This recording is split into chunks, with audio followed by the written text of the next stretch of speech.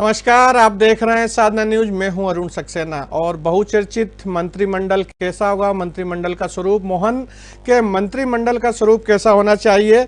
मध्य प्रदेश में भारतीय जनता पार्टी के विधायक मोहन यादव ने राज्य के मुख्यमंत्री पद की शपथ लेने को लगभग एक सप्ताह होने वाला है, पर अब भी मंत्रिमंडल का इंतजार है। मुख्यमंत्री डॉक्टर मोहन यादव दोनों डिप्टी सीएम जगदीश देवड़ा और राजेंद्र शुक्ला को लेकर दिल्ली के दौरे पर है, जहां उन्होंने पीएम नरेंद्र मोदी, गृह मंत्री अमित शाह समेत बीजेपी के तमाम दिग्गज नेताओं से मुलाकात की है। मुलाकातों के बाद कयास लगाए जा रहे हैं कि 23 दिसंबर को मंत्रिमंडल का विस्तार हो सकता है।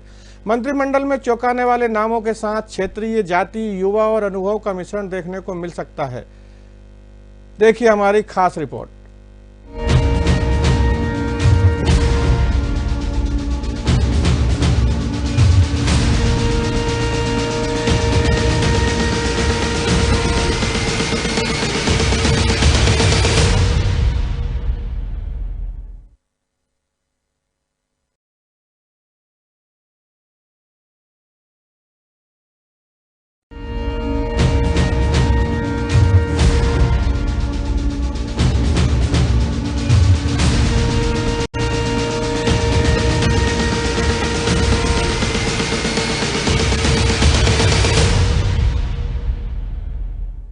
मध्य प्रदेश के मुखिया डॉक्टर मोहन यादव 2 दिवसीय दिल्ली दौरे पर है।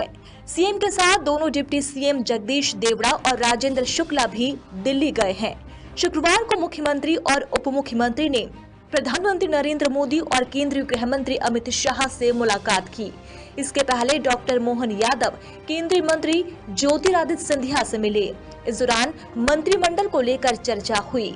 सीएम ने राजधानी भोपाल लौटने के बाद 23 तारीख को कैबिनेट का विस्तार किया जा सकता है, ये कहा। मोहन कैबिनेट में कई चौंकाने वाले नामों के साथ केंद्रीय, जाति, युवा और अनुभव का ध्यान रखा जाएगा। इनको बनाया जा सकता है मंत्री। सिंधिया समर्थक सुमावली विधायक ऐंदर सिंह कंसाना, सिंधिया समर्थक ग्वालियर विधायक प्रद्युमन सिंह तोमर, सिंधिया समर्थक सुर्खी विधायक गोविंद सिंह राजपूत, सिंधिया समर्थक साची विधायक प्रभुराम चौधरी, सिंधिया समर्थक पूर्व मंत्री रहे सांवेर से तुलसी राम सिलावट, एससी कोटे से गुना विधायक पन्नालाल शाह की, ओबीसी कोटे से खुरे विधायक भूपेंद्र सिंह, एससी कोटे से जतारा विधायक हरिशंकर खटीक, महिला ओबीसी कोटे से छतरपुर विधायक ललिता यादव, जातिगत समीकरण साधने के लिए जबेरा विधायक धर्मेंद्र लोधी, पन्ना विधायक ब्रजेंद्र प्रताप सिंह, युवा चेहरे सिरमौर से विधायक दिव्यराज सिंह, सांसद रही सीधी से विधायक रीति पाठक, आदिवासी महिला कोटे से जयसिंह नगर विधायक मनीषा सिंह, बड़े आदिवासी चेहरा अनूपपुर से विधायक बिसाहूलाल सिंह, लगातार विधायक और पहले भी मंत्री रहे विजय राघवगढ़ से विधायक संजय पाठक, अनुभवी और पूर्व मंत्री रहे पाटन विधानसभा से अजय विश्वनोई, पूर्व प्रदेशाध्यक्ष और अनुभवी जबलपुर पश्चिम से विधायक राकेश सिंह, महिला कोटा से आदिवासी विधायक मंडला से संपत्तिया उइके, 2 बार के विधायक आमला से योगेश पंडागरे, दूसरी बार के विधायक ब्यावरा से नारायण सिंह पवार, दूसरी बार के विधायक शाजापुर से अरुण भीमावत, दूसरी बार के विधायक सोनकच्छ से राजेश सोनकर, तीसरी बार के विधायक खातेगांव से आशीष शर्मा, लगातार विधायक और बड़े आदिवासी चेहरा विजय शाह, महिला कोटा और आरएसएस की पसंद बुरहानपुर विधायक अर्चना चिटनिस, आदिवासी चेहरा पेटलावत से निर्मला भूरिया, लगातार विधायक और सबसे ज्यादा वोटों से जीते रमेश मेंदोला, हिंदुत्व का चेहरा पूर्व मंत्री महू से विधायक उषा ठाकुर, लगातार विधायक रहे रतलाम नगर विधायक चेतन कश्यप, शिवराज सरकार में मंत्री रहे सुबासरा विधायक हरदीप सिंह डंग। संभावित मंत्रिमंडल में नामों के अलावा बड़े नेताओं को भी शामिल किया जा सकता है, जिसमें बीजेपी राष्ट्रीय महासचिव कैलाश विजयवर्गीय, पूर्व केंद्रीय मंत्री रहे प्रहलाद पटेल, सांसद रहे राव उदय प्रताप सिंह के साथ कुछ अन्य चौंकाने वाले नाम भी शामिल हो सकते हैं।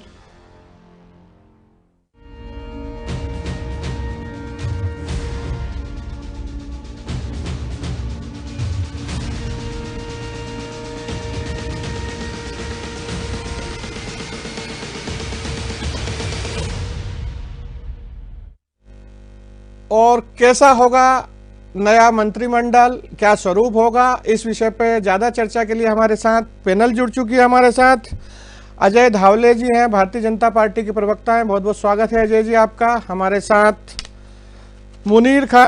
फराह मुनीर खान जी जुड़ी हुई हैं, कांग्रेस प्रवक्ता हैं। बहुत बहुत स्वागत है फराह जी आपका। हमारे साथ राजनीतिक विश्लेषक के रूप में राजधानी से प्रकाश व्यास जी हैं। बहुत बहुत स्वागत है प्रकाश जी आपका। वरिष्ठ पत्रकार डॉक्टर नवीन आनंद जोशी जी हैं हमारे साथ विषय विशेषज्ञ के रूप में। बहुत बहुत स्वागत है। धावले जी, मंत्रिमंडल का स्वरूप कैसा होगा? कयास लगाए जा रहे हैं, एक लंबा समय हो गया है, अभी मुख्यमंत्री दोनों डिप्टी सीएम के साथ दिल्ली हैं, क्या कहेंगे? देखिए, मध्य प्रदेश की भारतीय जनता पार्टी की को एक अभूतपूर्व जनादेश मिला है और एक अभूतपूर्व जनादेश के साथ में हमने 5वीं बार मध्य प्रदेश में सरकार बनाई है। तो निश्चित रूप से मध्य प्रदेश की जनता की आकांक्षाएं भारतीय जनता पार्टी से बहुत अधिक है और उन्हीं जन आकांक्षाओं के सम्मान के स्वरूप और सम्मान करने वाला नया मंत्रिमंडल रहेगा। आदरणीय मुख्यमंत्री डॉक्टर मोहन यादव जी जिस प्रकार से अपने मुख्यमंत्रित्व का आगाज किया है, चाहे आप देखें कि उनके जनसंवाद कार्यक्रम हो या विधानसभा के पटल पर उनका माननीय महामहिम राज्यपाल के अभिभाषण का धन्यवाद ज्ञापन करने का विषय हो, माननीय मुख्यमंत्री जी ने अपनी सरकार का रोड मैप मध्य प्रदेश की जनता के समक्ष रख दिया है और निश्चित रूप से मध्य प्रदेश की जनता को एक भव्य दिव्य और एक मध्य प्रदेश के स्वर्णिम भविष्य बनाने वाला, विकसित मध्य प्रदेश में अपनी भूमिका निभाने वाला ऐसा मंत्रिमंडल मिलने जा रहा है जिसमें योग्यतावान, क्षमतावान, ऊर्जावान और युवा के साथ साथ नारी शक्ति का भी सम्मान होगा और अनुभवी जो भारतीय जनता पार्टी के नेता हैं उन लोगों का भी उसमें मार्गदर्शन रहेगा। तो कुल मिलाकर सभी के समायोजन का ये ऐसा मंत्रिमंडल मध्य प्रदेश को निश्चित रूप से मिलने जा रहा है, क्योंकि जैसे कि हमने पहले ही कहा कि हम लोगों को इतना अभूतपूर्व मध्य प्रदेश की जनता ने जनादेश दिया है, तो जनादेश का सम्मान करने के लिए आपको कहीं ना कहीं रणनीतिक रूप से सोचना पड़ता है। इसीलिए मंत्रिमंडल के गठन में इतनी देरी हुई है, लेकिन कहीं ना कहीं हम इस बात के लिए आश्वस्त है कि मध्य प्रदेश की जनता के हितों हेतु मध्य प्रदेश की कैबिनेट जो डॉक्टर मोहन यादव जी और उनके 2 डीसीएम हैं, दोनों ने निर्णय लेना शुरू कर दिए। संकल्प पत्र के हमारा पहला संकल्प जो था, जिसमें तेंदुपत्ता संग्रहण की दर को प्रति बोरा 3000 रुपए मानक जो थी उससे बढ़ाकर 4000 रुपए प्रति मानक करने का भारतीय जनता पार्टी ने संकल्प की पूर्ति कर ली है, जिसमें 162 करोड़ रुपए का अतिरिक्त पारिश्रमिक हम हमारे तेंदुपत्ता संग्राहक भाई बहनों को बांट चुके हैं। तो उसी कड़ी में आप देख सकते हैं मध्य प्रदेश की सरकार ने जो हमारा संकल्प पत्र है, भारतीय जनता पार्टी ने 2023 की विधानसभा चुनाव हेतु जो हमने संकल्प पत्र दिया था उस संकल्प पत्र को सीरियसली लिया है, क्योंकि हम लोग जो संकल्प लेते हैं मोदी जी की गारंटी और भाजपा के भरोसे वाला ये संकल्प पत्र था, उसके क्रियान्वयन का हेतु भारतीय जनता पार्टी की सरकार ने काम शुरू कर दिया है और उसी कड़ी को आगे बढ़ाते हुए मध्य प्रदेश में एक योग्यतावान, क्षमतावान कैबिनेट, फुल फ्लेज कैबिनेट और मंत्रिमंडल मध्य प्रदेश को जल्दी मिलने वाला है। फराह जी, निश्चित रूप से एक ऊर्जावान और चौंकाने वाला मंत्रिमंडल आने वाला है। एक मंथन चल रहा है ताकि जो है जनता के हितों को साधने का काम हो सके, ऐसा मंत्रिमंडल आ रहा है, इसी कारण से देरी हो रही। क्या कहेंगे मंत्रिमंडल में देरी हो रही है? देखिए, 17 तारीख को चुनाव हुए, 3 तारीख को रिजल्ट आया, आज 22 तारीख हो गई है, तो ये इनका मंत्रिमंडल ना हुआ, बीरबल की ये खिचड़ी हो गई है। और अब ये जो मध्य प्रदेश है ये केंद्र शासित प्रदेश हो गया है। जब चुनाव थे तो पूरा केंद्र इनका यहाँ आकर जमा हुआ था, जो भी एक पत्ता भी हिल रहा था तो वो केंद्र के इशारे पर हिल रहा था। जो हमारे वर्तमान में मुख्यमंत्री थे, उनकी जो मामा वाली छवि थी उसको तो इन्होंने पूरी तरह से इस्तेमाल किया, पूरी कोशिश की उसको इस्तेमाल करने की और उनके नाम पर बड़ी बड़ी घोषणाएं कर दी। लेकिन जैसे ही ये चुनाव जीते उसके बाद उन्हीं मामा जी को एक तरफ से इन्होंने नकार दिया। उसके बाद उन्हें साउथ का रास्ता दिखा दिया कि अब आप वहाँ जाइए और वहाँ जाकर जिस हिंदी की आप पैरवी करते थे उसकी फ़ायदे वहाँ पर जाकर सिखाइए और बताइए वहाँ पर। खैर, ये इनकी बात है। मैं अब इनका जो है केंद्र ही मध्य प्रदेश चला रहा है। पहले केंद्र यहाँ आ रहा था, अब यहाँ के जो लीडर हैं वो केंद्र में बुला लिए हैं इन्होंने। और अब कितने कहाँ शौचालय बनेंगे ये भी लगता है केंद्र से ही अब इनका निर्धारित होगा कि कितने शौचालय बनने। इसके केंद्र के जो मुद्दे हैं वो केंद्र को देखना नहीं है, केंद्र में क्या क्या चल रहा है, हमारे देश में क्या क्या चल रहा है, उनसे ध्यान हटाने के लिए ये पूरा का पूरा जो ये गढ़ रहे हैं कि पूरा मंत्रिमंडल का विस्तार इनका दिल्ली से होगा, क्योंकि दिल्ली में क्या हो रहा है जनता का ध्यान उस पर ना ना जाए। दिल्ली में की संसद में क्या हो रहा है, जनता का ध्यान उससे हटाने के लिए दिल्ली में एक पहलवान बेटी के साथ क्या क्या हुआ और आखिरकार उसने हार मान ली और कुश्ती से इस्तीफा देने की इसने घोषणा कर दी। इस और जनता का ध्यान ना जाए, ये सारा जो है ये षड्यंत्र है इस बीजेपी पार्टी का। ये चाहते हैं कि विपक्ष मुक्त इनका संसद रहे, ये चाहते हैं कि बुद्धि मुक्त जनता रहे जो अपने सवाल उठा ना सके, अपने हक की बात ना कर सके, इनसे कोई सवाल ना कर सके। मैं तो चाहती हूँ कि जल्द से जल्द इनका मंत्रिमंडल का जो है वो गठन हो और जो इन्होंने इनके घोषणा पत्र में जो घोषणाएं की हैं वो जल्द से जल्द लागू करें उनको। अभी तक इन्होंने क्या किया, कुछ भी नहीं किया। 3,000 ये लाडली बहनों को कब से देना शुरू करेंगे? जो मामा जी चिल्ला कर गला फाड़ फाड़ कर बोलते थे वो कब से देंगे, ये बताएं, डेट निर्धारित करें उसकी। 450 रुपये सिलेंडर के लिए बहनें आस लगाए बैठी हुई हैं, तो आप ज़रा जल्दी कीजिए। हम भी चाहते हैं कि आप अपने मंत्रिमंडल का गठन जितना जल्दी हो सके अपनी खिचड़ी ज़रा तेज़ आंच पर पकाएं ताकि जनता को उसका कुछ फ़ायदा मिल सके। धवले जी से, धवले जी दोबारा आपके पास आ रहा हूं। बहन ने बड़े आरोप लगा दिए हैं, लगातार कह रही हैं कि केंद्र की कठपुतली बन गया है मध्य प्रदेश। पहले वो यहाँ आते थे, अब पूरा का पूरा मध्य प्रदेश उठ के दिल्ली चला गया है, और भी बाकी चीजें आपने सुनी। जी, पहली बात तो ये कि भारतीय जनता पार्टी का केंद्रीय नेतृत्व और राज्य का नेतृत्व समन्वय के साथ में काम करता है, क्योंकि हमारी एक डेमोक्रेटिक पार्टी है। कोई परिवार वहां बैठ के दिल्ली में 10 जनपद में बैठकर हमारी सरकार डिसाइड नहीं करता, हमारे मंत्री डिसाइड नहीं करता। इनके समय तो ऐसा था कि कुछ पॉलिटिकल लाइजनर्स थे और कुछ जर्नलिस्ट थे बड़े, वो मंत्रिमंडल डिसाइड करते थे, और हमारे पास तो ऑडियो भी है, तो इन लोगों से हमें सीखना नहीं है। रही बात की योजनाओं की बात कर रही है, तो योजनाएं मध्य प्रदेश की जनता विगत 18 वर्षों से देख रही है। वही योजनाएं देखकर मध्य प्रदेश की जनता 2018 की जो योजनाएं थी उनमें से कितनी पूरी करी आप ये बता दें? 30%। सारी योजनाएं पूरी हुई है, इसलिए जनादेश मिला है। योजनाएं पूरी हुई है इसलिए जनादेश मिला है, और किसी पार्टी के दरबारी नहीं है, किसी परिवार के दरबारी नहीं है। सब जानते हैं ये जनादेश नहीं है, ये किसका आदेश है और ये किसका आदेश जनता पर थोपा गया है, ये हम सब जानते हैं। कोई मूर्ख नहीं है यहाँ पर। आप बोल रहे थे अजय जी को सुन ले, अजय जी को सुन ले, आता हूँ मैं आपके पास, सुन ले अजय जी, जवाब दे रहे हैं आपकी बात का। जी, ये कांग्रेस की दिक्कत है, कभी विमर्श को सुनना ही नहीं चाहिए। अजय जी जारी रखें प्लीज।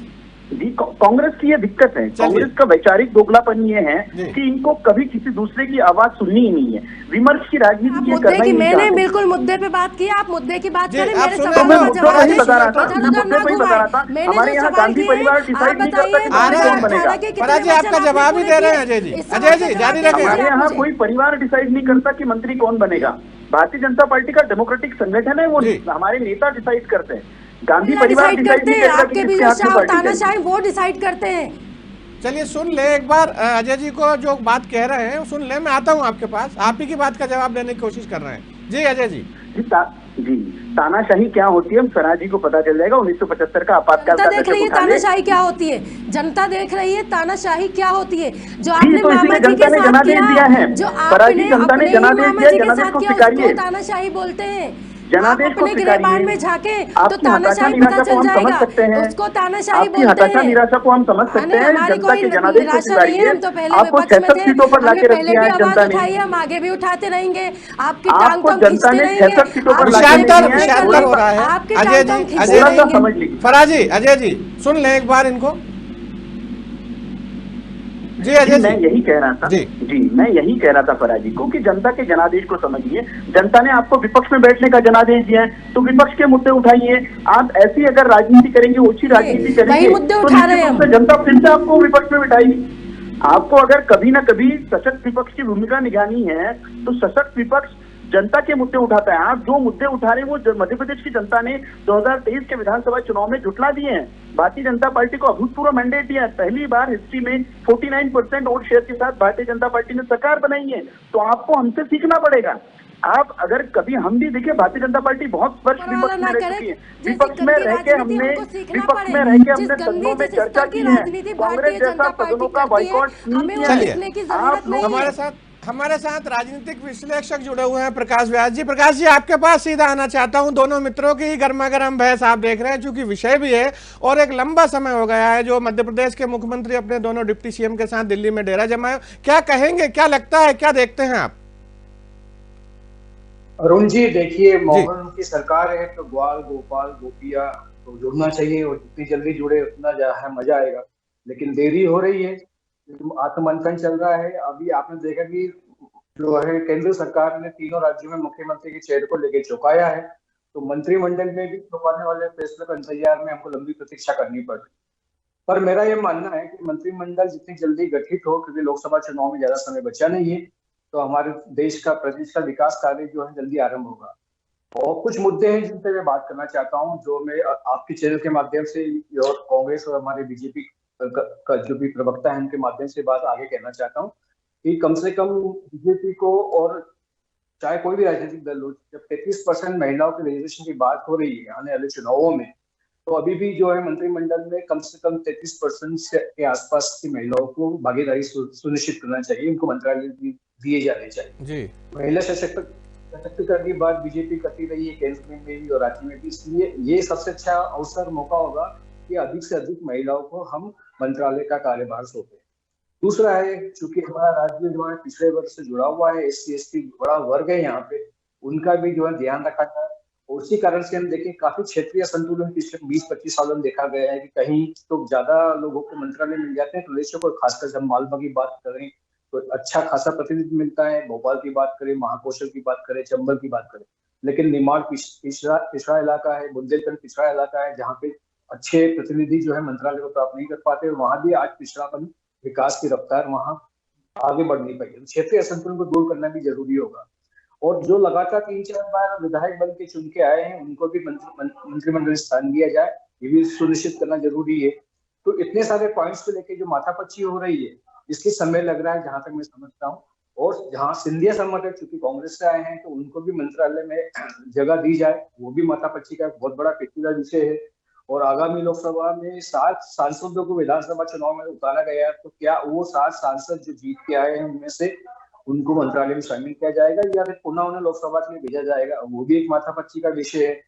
अब आप देखिए हमारे यहाँ गृह मंत्रालय और वित्त मंत्रालय 2 प्रमुख मंत्रालय हैं मुख्यमंत्री के पद के बाद, तो ये मुख्यमंत्री स्वयं अपने पास रखते हैं, उप मुख्यमंत्री दिए जाते हैं, या ये पोर्टफोलियो चुने विधायकों में से किसी को दिए जाते हैं, ये बहुत बड़ी माथापच्ची है।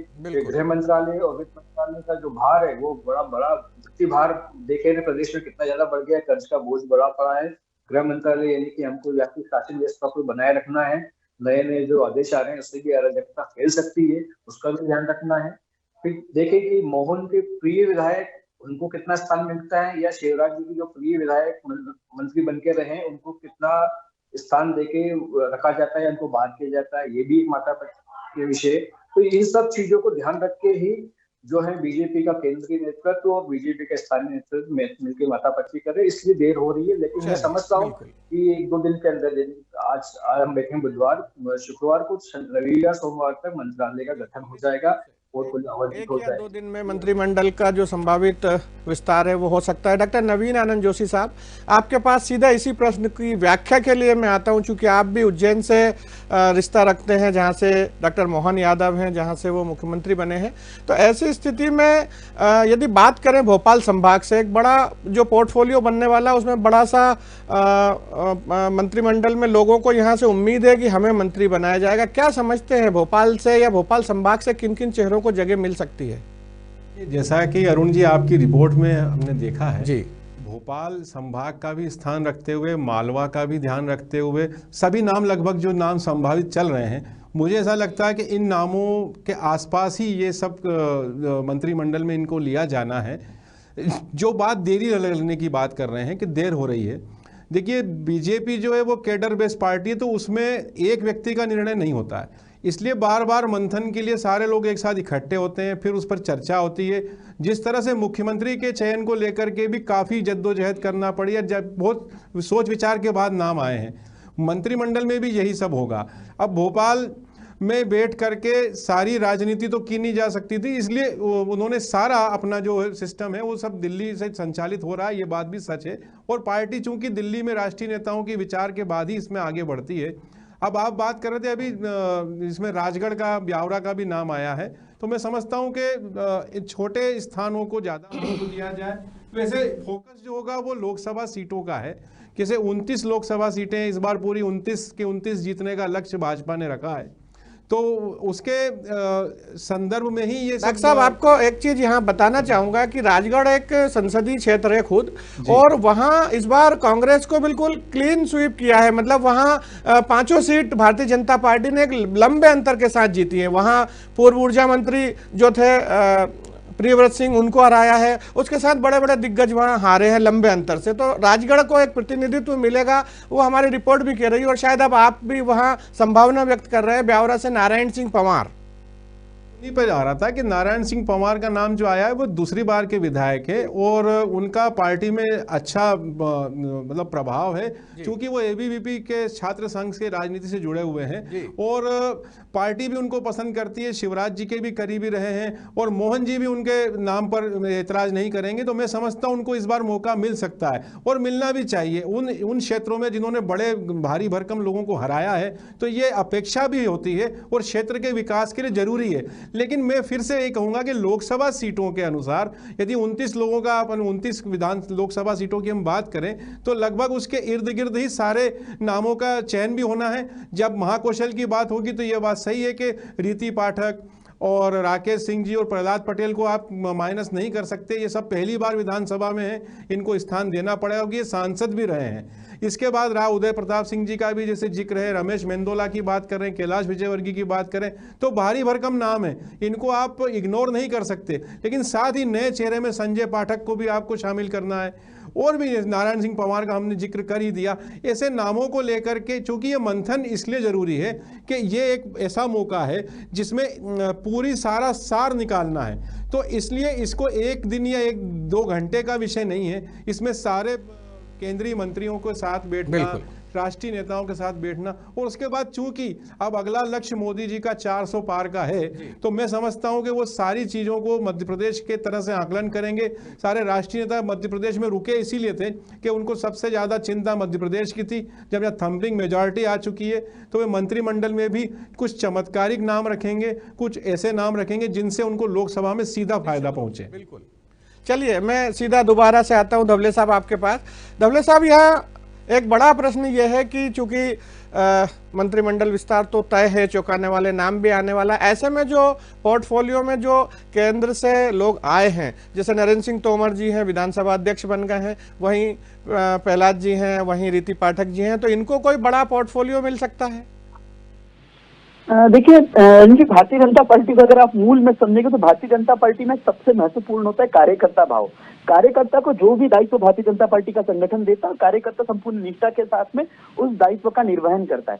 तो हमारे यहाँ बड़ा पोर्टफोलियो, छोटा पोर्टफोलियो, इस तरह का भेद होता नहीं है। पहली बात, क्योंकि परफॉर्मेंस पे और परफॉर्मेंस, पॉलिटिक्स और परफॉर्मेंस से भारतीय जनता पार्टी काम करती थी। चाहे किसी को कोई छोटा मंत्रालय क्यों ना मिल जाए, लेकिन उस व्यक्ति में कैपेबिलिटी है तो उस मंत्रालय को भी, वो उस मंत्रालय की भी जो सर्विस डिलीवरी है वो बहुत अच्छी तरीके से कर पाएगा। और भारतीय जनता पार्टी में इस प्रकार के नेतृत्व डेवलप होता है कि वो आमूलचूल परिवर्तन करने की क्षमता रखते हैं। तो निश्चित रूप से हमारे यहाँ इस प्रकार का कभी भेद नहीं है, ना होगा। भारतीय जनता पार्टी में हमेशा कार्यकर्ताओं को उनके योग्यता अनुरूप दायित्व दिए जाते हैं, और आपको जो मंत्रिमंडल मध्य प्रदेश का बनेगा इसमें भी यही देखने को मिलेगा कि योग्यतावान लोगों को उनकी योग्यता अनुरूप दायित्व मिलेंगे, और सम्यक रूप से उन दायित्वों का वो व्यक्ति निर्वहन भी करेगा। मध्य प्रदेश में देखिए, सारा मीडिया कयास लगा रहा था कि मध्य प्रदेश का मुख्यमंत्री कौन बनेगा, लेकिन भारतीय जनता पार्टी ने एक हमारे कार्यकर्ता को जब मुख्यमंत्री बनाया तो उनकी जो डिलीवरी है, परफॉर्मेंस डिलीवरी है, वो आप देख रहे हैं। आज विधानसभा में कल का उनका संबोधन है, सभी आप देखिए कि सभी जगह सराहा जा रहा है कि किस प्रकार से उन्होंने सरकार की जो भविष्य का रोड मैप है वो मध्य प्रदेश की जनता के समक्ष सदन के माध्यम से रखा। तो निश्चित रूप से आपके पास ऐसे भी टैलेंट है, उन टैलेंट को भारतीय जनता पार्टी का राष्ट्रीय नेतृत्व, राज्य का नेतृत्व उन टैलेंट को मौका देगा और वो टैलेंट डिलीवरी देगा। विपक्ष पूरा आरोप लगाता रहा कि डॉक्टर मोहन यादव जो अभिभाषण पे अपना पक्ष रख रहे थे, अपना वार्तालाप कर रहे थे, उसमें वो विषय पे नहीं आए। निश्चित रूप से देखिए, विपक्ष की पहली बात तो विषय क्या था? विषय था सरकार का रोड मैप। राज्यपाल महोदय ने, माननीय राज्यपाल महोदय ने, मध्य प्रदेश सरकार ने विगत वर्षों में जो कार्य किए उन कार्यों को रखा। उसके पश्चात आने वाली सरकार उनकी, क्योंकि वो माननीय राज्यपाल महोदय सरकार के मुख्य होते तो वो एक रोड मैप रखते। माननीय मुख्यमंत्री जी ने उसी रोड मैप के ऊपर माननीय राज्यपाल महोदय का धन्यवाद ज्ञापित किया। तो उसमें विषय क्या था? मुझे ये लगता है कि धन्यवाद प्रस्ताव में अगर आप उनके क्वेश्चन आंसर करने लग जाएंगे तो फुल फ्लेज विधानसभा सेशन जब आएगा, निश्चित रूप से भी आगामी जब सेशन आएगा तब आप प्रश्न उत्तर पूछ लेंगे। लेकिन कांग्रेस की ये परिधि ही नहीं है, कांग्रेस कभी प्रश्न उत्तर पूछना ही नहीं चाहती, वो विमर्श की राजनीति कभी करना नहीं चाहती, आरोप प्रत्यारोप की राजनीति करती है, और जब हम आरोपों का उत्तर देने लग जाते तब उससे भाग जाती है। तो कांग्रेस को कभी भी डेमोक्रेटिक सिस्टम में देश की विश्वास नहीं रहा है, और इसीलिए कांग्रेस बच के ऐसी ऊंची हरकतें वाली राजनीति करते रहे। जी फराज जी, आप ही के पास आ रहा हूँ। कांग्रेस को डेमोक्रेसी में विश्वास नहीं रहता है, आरोप लगा रहे हैं मित्र आपके। फिर क्यों जो सवाल करते हैं उनको संसद से बाहर क्यों फेंक दिया जाता है? जब इतने सवाल करने के लिए बाहर नहीं फेंका था, तख्तियां तो उठा ये के सवालों का जवाब संसद देने से में प्लेकार्ड लेके वेल में जाना मना है। संसद का रूल्स और रेगुलेशन पढ़ लेंगे, प्लेकार्ड लेके वेल में नहीं जा सकते। आसन के समक्ष वेल में प्लेकार्ड लेके नहीं जा सकते, वो रूल का वायलेशन है। मैं सुन रही हूँ। पिछला जब संसद का सत्र था तब मणिपुर पे जब किसी ने सवाल उठाया तो उठाकर संसद से बाहर कर दिया। अभी इन्हीं का एक सांसद के पास पर 2-4 लोग संसद में घुस आए, उन्होंने जो कलर के जो भी धुएं वाले क्या था उनका जो भी लेकर आए थे, उन्होंने धुआं संसद में कर दिया, अफरा तफरी मच गई। इनके सांसद तो सारे भाग खड़े हुए, हमारे 2 सांसद और एक और विपक्ष के सांसद ने उन लड़कों को पकड़ा।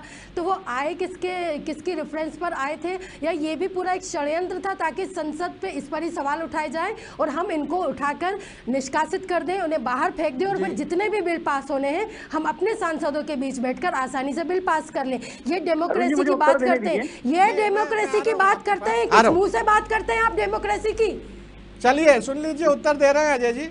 जी तो पहली बात फराजी, हमें हमारे पास में लोकसभा में और राज्यसभा में इतना बहुमत है कि मुझे नहीं लगता कि विपक्ष हमारा कोई भी बिल बहुमत होगा तो विपक्ष की आवाज दबाएंगे आप, सवाल नहीं सुनेंगे, सवालों के जवाब नहीं देंगे। पहली बार नहीं हुआ कि लोकसभा से निलंबन हुआ है।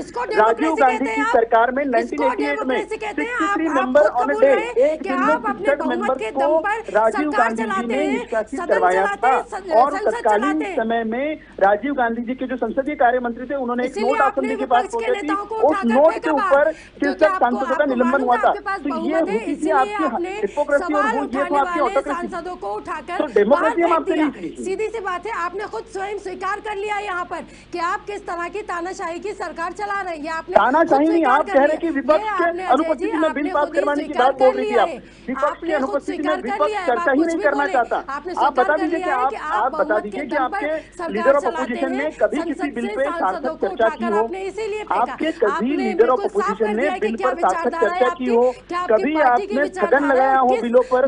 थोड़ा सा पार्लियामेंट्री डिबेट को देखते जाइए फराजी, पार्लियामेंट्री डिबेट में जो आपने कांग्रेस का स्तर किया है। अपने मध्य प्रदेश पे आ जाए, दोनों प्रवक्ता गणों से मध्य प्रदेश की बात कर लेते हैं। ठीक है, मध्य प्रदेश की बात कर लेते हैं। चुनाव से पहले महिला आरक्षण बिल बड़ा हो हल्ला हुआ था, उस पर 33% महिला आरक्षण पे बड़े बखाने हो रही थी। अब 30 महिलाएं इनकी जीती हैं। मैं बोलती हूँ बनाइए 30 के 30 को, अगर 33% आरक्षण के इतने पक्षधर हैं आप, तो पूरी 30 महिलाओं को मंत्री बनाइए आप।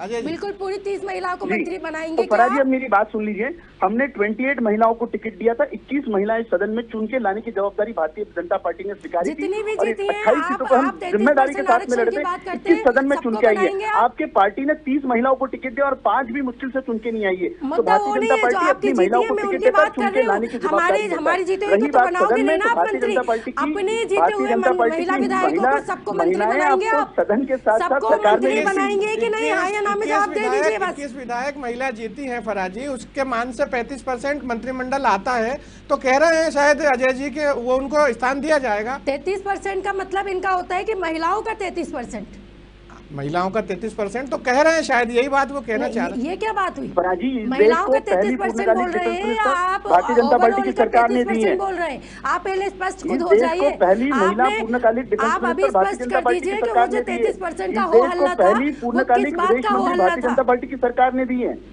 तो मुझे लगता है कि महिलाओं विमेन लेड डेवलपमेंट में भारतीय जनता पार्टी का हाथ कांग्रेस कभी नहीं पकड़ सकती।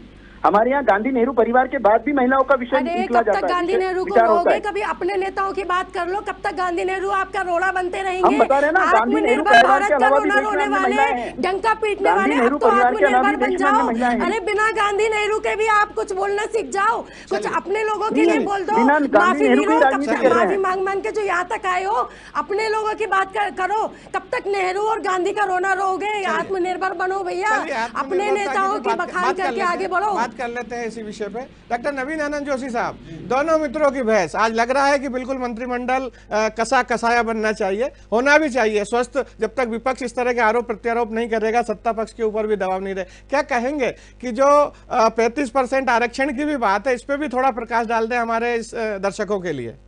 देखिए अरुण जी, यह बात सही है कि स्वस्थ लोकतंत्र तभी जीवित रहेगा जब विपक्ष भी अपनी आवाज उठाए और विपक्ष की आवाज न दबाई जाए। जी, सत्ता पक्ष जो काम करता है उसकी कमियां निकालने का काम विपक्ष का ही होता है, और तभी लोकतंत्र ठीक से चलता है। और आज हम जो मीडिया के माध्यम से इन बातों को प्रसारित कर रहे हैं वो भी इसका एक अंग है। अब बात हम करते हैं कि मंत्रिमंडल में क्या महिलाओं को स्थान मिलेगा।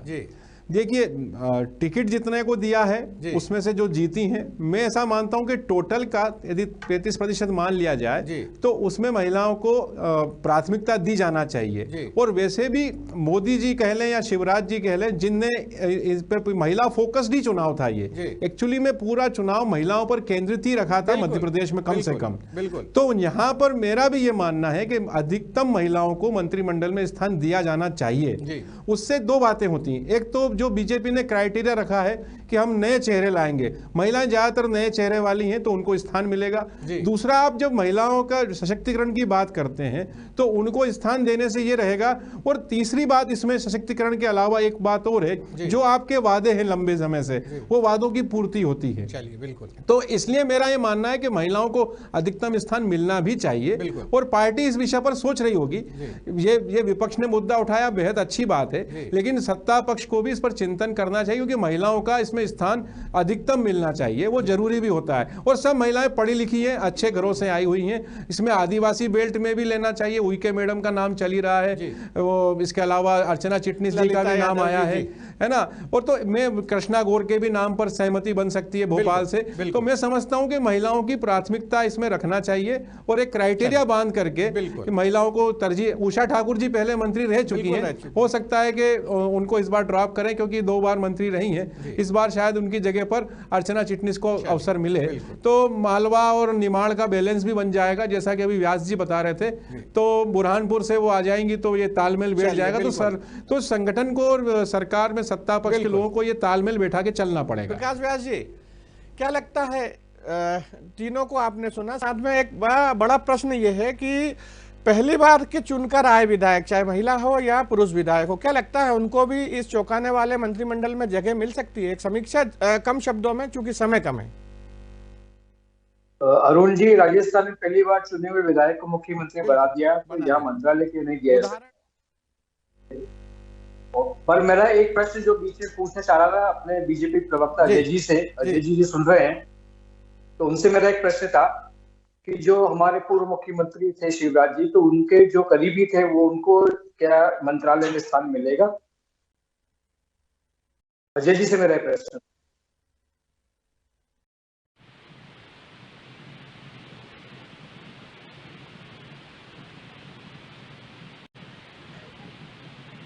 प्रश्न दोहरा दीजिए एक बार। हाँ अजय जी मेरा आपसे प्रश्न था कि हमारे पूर्व मुख्यमंत्री शिवराज जी, तो उनके जो करीबी विधायक चुन के आए हैं उनको मंत्रालय में स्थान दिया जाएगा?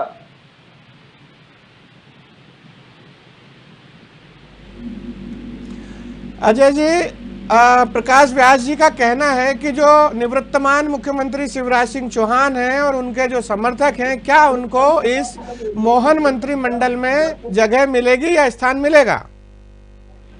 देखिए अरुण जी, पहली बात तो भारतीय जनता पार्टी व्यक्ति विशेष की पार्टी है नहीं। यहाँ कार्यकर्ताओं का सम्मान होगा और कार्यकर्ताओं को ही मंत्रिमंडल में स्थान मिलेगा। तो निश्चित रूप से जिसे भी स्थान मिलना है वो कार्यकर्ता है, और हमारे योग्यतावान क्षमतावान कार्यकर्ताओं को मंत्रिमंडल में स्थान मिलने जा रहा है। प्रकाश जी, योग्यतावान और क्षमतावान जो कार्यकर्ता हैं उनकी अनदेखी नहीं होगी। यदि योग्य हैं तो निश्चित रूप से उनको उचित प्लेटफॉर्म दिया जाएगा।